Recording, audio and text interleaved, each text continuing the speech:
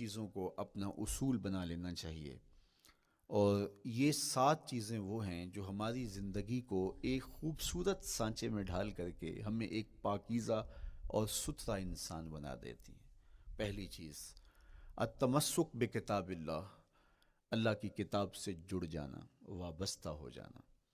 جب ہم کتاب اللہ سے وابستہ ہو جائیں تو پھر ہمارے باطن کی اور نفس کی تربیت ہوتی ہے، اور پھر ہم وہ مطلوب انسان بنتے ہیں جو ہمارا رب ہم سے تقاضا کرتا ہے۔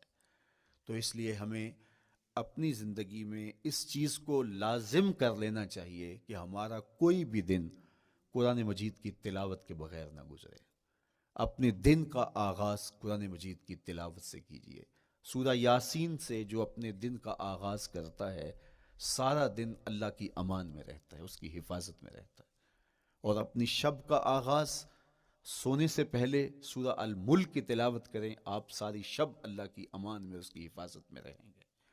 اور قرآن مجید کو سمجھ کر اس کے مفاہیم و مطالب کے ساتھ ایک رکوع کم از کم پوری زندگی، اپنی زندگی کے نصاب میں آپ کتنا وقت مختلف امور کے لیے سر انجام دیتے ہیں۔ یہ کتاب انسانی ہدایت کے لیے، انسانی تربیت کے لیے، اس سے کوئی اور بہتر اور مؤثر جو ہے وہ نصاب نہیں ہو سکتا ہے۔ انسان سازی کا بہترین ذریعہ ہے یہ کتاب، اور اس کتاب کے ذریعے سے جو ہے وہ انسان پستیوں سے اٹھ کے بلندیوں تک جا پہنچتا ہے۔ اقبال نے تو کہا کہ گر تمی خواہی مسلمان زیستن، نیست ممکن جز بقرآن زیستن۔ اگر تو مسلمان بن کے جینا چاہتا ہے تو قرآن کے بغیر ایک قدم بھی نہیں چل سکتا۔ تو آگے چل کے اسی نظم میں کہا کہ فاش می گوئم آنکھ در دل مزمرست، این کتاب نیست چیزیں دیگرست۔ اگر میں کھل کے بیان کر دوں جو میرے سینے میں چھپا ہے تو میں تجھے بتا دوں کھل کے، یہ کتاب نہیں، یہ کوئی اور ہی شے ہے۔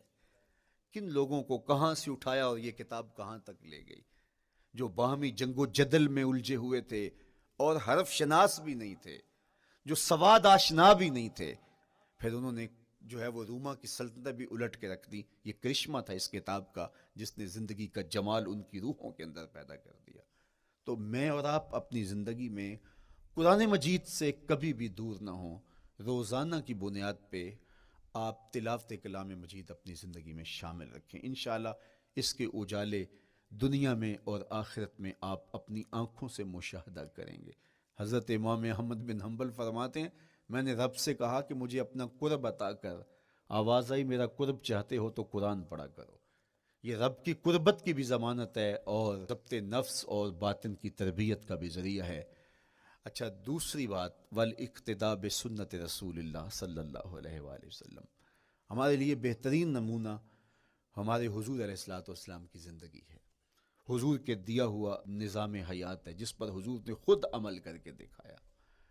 میرا عشق رسول، میری محبت رسول اس بات کا تقاضا کرتی ہے کہ میں ان کے طریقہ حیات کے مطابق اپنی زندگی گزاروں۔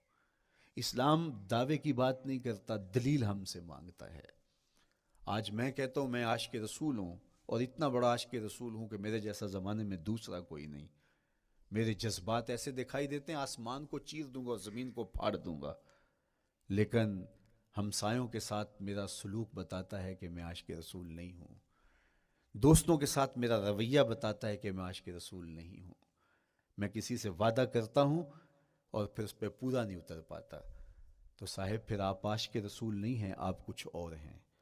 عشق رسول تو یہ ہے کہ میرے محبوب علیہ السلام نے کسی سے عہد کیا ہے کہ تمہارے آنے تک میں یہاں کھڑا ہوں، اور وہ جا کے بھول جاتا ہے، اور میرے حضور 3 دن وہاں منتظر رہتے ہیں۔ وہ اچانک گزرا اور دیکھا تو حضور علیہ الصلوۃ والسلام کھڑے ہیں، تو خود پریشان ہوا۔ صرف اتنی بات اسے کہی، صاحب تو نے مجھے مشکل میں ڈال دیا، تو نے مجھے مشقت میں ڈال دیا۔ عہد کیا ہے تو پھر اس کی پاسداری نبھا کے دکھائی۔ اللہ اکبر! میں اگر حضور سے محبت کرنے والا ہوں تو میرا رویہ بتائے کہ میں عاشق رسول ہوں۔ میری زبان پہ جھوٹ نہیں بول سکتی۔ آپ سے پوچھا گیا کہ مومن بزدلی کر سکتا ہے؟ کہا نہیں، بہادر ہوتا ہے، لیکن ہو سکتا ہے کبھی اس سے بزدلی سرزد بھی ہو جائے۔ پھر پوچھا گیا کہ مومن بخیل ہو سکتا ہے؟ کہا نہیں، سخی ہوتا ہے، لیکن ہو سکتا ہے کبھی اس سے بخل بھی سرزد ہو جائے۔ پھر تیسرا سوال حضور سے کیا گیا، مومن جھوٹا ہو سکتا ہے؟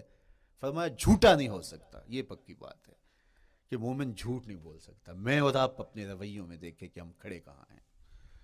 آج ہم ان جگہوں پہ بھی جھوٹ بولتے ہیں جہاں جھوٹ بولنا ہماری مجبوری بھی نہیں ہوتی، چونکہ یہ ہماری فطرت ثانیہ اور عادت بن چکا ہے، اور ہم اس کو برا ہی نہیں سمجھتے. جبکہ جھوٹ جب کوئی شخص بولتا ہے، حدیث پاک میں آتا ہے اس کے منہ سے بدبو نکلتی ہے، رحمت کے فرشتے 1 میل دور ہٹ جاتے ہیں اس سے. اور سویر سے شام تک جب ہمارے معمولات یہ ہوں تو پھر ہم کہاں کھڑے ہیں اور رحمت کے فرشتے کہاں کھڑے ہیں؟ تو حضور علیہ الصلوۃ والسلام کی سنت کا اتباع حضور کی محبت کی دلیل ہوگی. امام قرطبی نے لکھا ہے اللہ کی محبت کا کوئی دعویٰ کرے تو کیا دلیل ہوگی کہ یہ واقعی محب الہی ہے؟ تو کہا اللہ سے محبت کا دعویٰ کرنے والے کے لیے دلیل یہ ہے کہ وہ قرآن سے پیار کرے. قرآن سے پیار اور قرآن سے محبت کی دلیل یہ ہے کہ حضور کا پیار سینے میں رکھے. حضور سے محبت کی دلیل یہ ہے کہ سنت رسول سے پیار کرنے والا ہو، اور سنت رسول سے پیار کرنے کی دلیل یہ ہے کہ بدعات سے اجتناب کرنے والا ہو. ہر وہ طریقہ جو میرے حضور نے نہیں دیا اس کو اختیار نہ کرے، اس طریقے کو اختیار کرے جو حضور علیہ الصلوۃ والسلام کا عطا کرتا ہے. تیسری بات، عقل الحلال. یہ وہ بنیادی اصول ہیں جو ہماری زندگیوں میں اتر جانے چاہیے، اور ہم ایک صالح اور خوبصورت انسان بن کے اس معاشرے کا حصہ بن سکتے ہیں. عقل حلال زندگی میں شامل ہو تو زندگی کو جمال نصیب ہوتا ہے، اور باطن اور ظاہر کو طمانینت نصیب ہوتی ہے. اگر رزق پاک نہیں ہے تو آپ کعبے بھی جائیں تو وہاں بھی آپ محروم پلٹیں گے. میرے حضور علیہ الصلوۃ والسلام نے فرمایا ایک بندہ لمبا سفر کر کے گیا، اشعث اغبر کے لفظ ہیں کہ اس کے بال بکھرے ہوئے ہیں، سفر کی گرد پڑی ہوئی ہے، اور لباس بھی پھٹا ہوا ہے، شکستہ حالت، پرا گندہ صورت، اور کھڑا ہے کعبۃ اللہ کے سامنے. یمد یدیہ، دونوں ہاتھ لمبے کر کر کے دعا مانگ رہا ہے، اور کیا کہتا ہے؟ اے اللہ، اے اللہ، وَمَطْعَمُهُ حَرَامٌ وَمَشْرَبُهُ حَرَامٌ وَمَلْبَسُهُ حَرَامٌ وَغُذِّيَ بِالْحَرَام.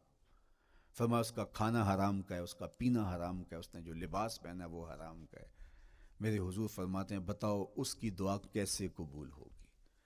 اب لمبا سفر کاٹ کے حرم کعبہ میں پہنچے، غلاف کو پکڑ پکڑ کے دعائیں کر رہا ہے، لمبے لمبے ہاتھ کر کے دعائیں مانگ رہا ہے، ملتزم سے لپٹا ہوا ہے، حتیم میں سجدہ ریز ہو کے رو رو کے دعائیں مانگ رہا ہے، لیکن دعا قبول نہیں ہوتی. کیوں؟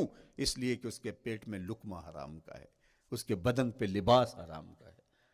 تو اسلام نے جتنا زور حلال کمانے، حلال کھانے اور حلال اختیار کرنے پر دیا ہے، تو ایک مومن اگر اسلام کے مبادیات سے بھی آگاہ ہو تو اس کی تو زندگی کے اندر جو ہے وہ حرام گھس ہی نہیں سکتا ہے، بلکہ وہ مشکوک سے بھی اجتناب کرے. چوتھی چیز، کف الاذی. اپنے آپ کو ایسا بناؤ کہ تمہارے وجود سے کسی کو ضرر اور تکلیف نہ پہنچے. ہمارا اسلام تو ہمیں یہ بتاتا ہے کہ تم پیاز یا لہسن کھا کے مسجد میں نہ جاؤ کہ تمہارے منہ سے جو سمیل آتی ہے اس سے کسی کو تکلیف نہ پہنچے. تو یہ اسلام کی دی ہوئی تعلیمات ہیں کہ مسجد میں بھی جانا ہے تو اپنے آپ کو دیکھو کہ تمہاری حالت کیا ہے، تمہاری وجہ سے کسی کو تکلیف نہ پہنچے. تمہارے رویے اتنے خوبصورت ہوں، تمہارے ہمسائے بتائیں کہ یہ واقعی مسلمان ہے. مسلمان کی تعریف کی گئی، المسلم من سلم المسلمون من لسانہ و یدہ. مسلمان کون ہے؟ جس کے ہاتھ سے، جس کی زبان سے دوسرا مسلمان بھائی محفوظ ہے، تو وہ مسلمان ہے. اللہ اکبر. ہم یہ جو کہتے ہیں السلام علیکم، اس کو کہتے ہیں تحیت المسلم، مسلمان کا تحیت. تو اس میں اس کے معنی پہ غور کریں تو ہم اس کو ضمانت دے رہے ہوتے ہیں، السلام علیکم، تیرے اوپر سلامتی ہو. تو ہم اپنی جانب سے ضمانت دیتے ہیں، میرے بھائی میری طرف سے تیری عزت، تیری جان، تیری آبرو سلامت ہے، اب میری جانب سے تو پریشان نہیں ہونا، میں تجھے سلامتی کی ضمانت دیتا ہوں. اور وہ آگے سے کیا کہتا ہے؟ وعلیکم السلام. میرے بھائی پھر میری جانب سے بھی تیرا سب کچھ محفوظ ہے. اگر سلام کا مفہوم اچھی طرح ہماری روحوں میں اتر جائے تو پھر ایسا ہو نہیں سکتا کہ ہم جس کو السلام علیکم کہہ دیں پھر اس سے ہم دھوکہ کریں یا اس کی آبرو پہ حملہ آور ہوں یا اس کے مال پہ حملہ آور ہوں جب السلام علیکم کہہ دیا. چونکہ جو ہمیں لفظ بولنے کے لیے کہا گئے ہیں اس کے پیچھے فلسفہ ہے لفظوں کا. یہ پھول ہیں، ان کو دیکھ کر سبحان اللہ کہنے کا کہا گیا ہے. پہاڑوں کو دیکھ کے اللہ اکبر کہنے کا کہا گیا ہے. پہاڑوں کو دیکھ کے سبحان اللہ کہہ دیں اور پھولوں کو دیکھ کے اللہ اکبر کہہ دیں، ایسا کیوں نہیں کہہ دیتے؟ لیکن نہیں، اس لیے کہ جب پہاڑوں کو دیکھتے ہیں تو دل میں ان کی ہیبت پیدا ہوتی ہے. اتنے بڑے پہاڑ، سمندر کو دیکھتے ہیں تو اس کی ہیبت پیدا ہوتی ہے. اتنا بڑا سمندر تا حد نظر پھیلا ہوا، تو جب اس کی بڑائی پیدا ہونے لگتی ہے تو فوراً پلٹایا گیا اللہ کی بڑائی کی طرف اور کہا بول اللہ اکبر، یہ نہیں میرا اللہ بڑا ہے. اور پھول کو جب دیکھا تو اس کی لطافت کی طرف الجھنے لگے. کتنا خوبصورت ہے، درزوں میں کیسے خوشبو بسی ہوئی ہے، کیسے رنگ ہیں، کیسے جمال ہیں. اللہ اکبر. وہ کیا کسی نے کہا تھا نا کہ درزوں کی لطافت میں خوشبو نے اماں پائی، گل چیرنے والے نے کس شان سے چیرا ہے. تو کیا کمال ہے یار، کیا پتیاں ہیں، کیا رنگ ہے، کیا خوبصورتی ہے، کیا لطافت ہے. الجھنے لگے. کہا بول سبحان اللہ، یہ کیا ہے، جس نے رنگ بھرے ہیں وہ پاک ہے. تو تیرا دل الجھ نہ جائے. تو جو ہم بولتے ہیں لفظ، جہاں بھی بولتے ہیں، اس کے پیچھے ایک فلسفہ ہوتا ہے. السلام علیکم یہ تحیت المسلم ہے. جب ہم کسی کو کہتے ہیں السلام علیکم تو اس کو ہم نے ضمانت دے دی، بس بات ختم. اب جو ہے وہ میری جانب سے تو محفوظ ہے. لیکن ہم سلام بھی لے رہے ہوں گے اور ہاتھ بھی کاٹ رہے ہوں گے اور اس کی جیب بھی کاٹ رہے ہوں گے، پھر سلام نہیں لیا، ہم نے منافقت کی ہے. تو کف الاذی چوتھی چیز. اور پانچویں چیز اجتناب المعاصی، گناہوں سے اپنے آپ کو بچا کے رکھنا. نیکی کرنا بہت اہم ہے، لیکن نیکی کرنے سے زیادہ ہم اپنے آپ کو گناہوں سے بچانا ہے. چونکہ شر کی قوتیں ہمارے ساتھ جڑی ہوئی ہیں، اس لیے اپنے آپ کی حفاظت جب ہم کریں گے تو ہم ایک اچھی صورت میں آگے بڑھیں گے. اور چھٹی چیز وہ ہے التوبہ. توبہ تسلسل کے ساتھ کرتے رہیے. یہ تصور کہ بڑھاپے میں توبہ کریں گے، یہ تصور کہاں سے آیا؟ یا ہمارے ہاں آج کل یہ کلچر پیدا ہوا ہے کہ لیلۃ القدر یا شبرات کے دن سارے جڑ کے توبہ کرنے بیٹھ جاتے ہیں اور پورا سال اپنی مرضی کی زندگی گزارتے ہیں. ایسا نہیں ہے. میرے حضور کے دامن پہ ایک بھی گناہ کا دھبا نہیں تھا. ہم نبیوں کی عصمت کے قائل ہیں، کسی نبی پر کوئی گناہ کا دھبا نہیں ہوتا. اگر اس امکان کو بھی تسلیم کر لیا جائے تو ساری شریعت مشکوک ہو جاتی ہے. لیکن اس کے باوجود حضور فرمایا میں دن میں اللہ سے 100 بار توبہ کرتا ہوں، ایک دن میں 100 مرتبہ توبہ کرتا ہوں. میں اور آپ دیکھیں کہ ہم کیا اس معمول کو اپنی زندگی میں شامل کیے ہوئے ہیں. جب انسان توبہ کرتا ہے، جب غسل کر لیتا ہے نا ایک دفعہ، تو پھر وہ بچ بچ کے چلتا ہے کہ کوئی گرد دوبارہ پڑ نہ جائے. اور جب وہ لتھڑا ہوا ہو تو پھر اس کو پرواہ بھی نہیں ہوتی. اس لیے ہمیں بار بار غسل کرنے کی، بار بار توبہ کرنے کی تلقین کی گئی ہے، تاکہ ہم پھر نئے گناہوں سے بچتے رہیں گے. تو اپنی زندگی میں توبہ کا تسلسل کیجئے، شام سویرے صبح بار بار اللہ سے توبہ کی اور رجوع کیجئے. اور آخری چیز ادا الحقوق، حقوق کا ادا کرنا. ہمارے ذمے جو حقوق عائد ہوتے ہیں وہ ہمارے والدین کے ہیں، وہ ہمارے بہن بھائیوں کے ہیں، وہ ہمارے دوستوں کے ہیں، ہمسایوں کے ہیں، ہمارے اساتذہ کے ہیں، کلاس فیلوز کے ہیں. وہ حقوق حتیٰ کہ جانوروں کی کیوں نہ ہوں، تو ان حقوق کو ہم ادا کرنے والے دست بردار نہیں ہو سکتے ہم ان حقوق سے.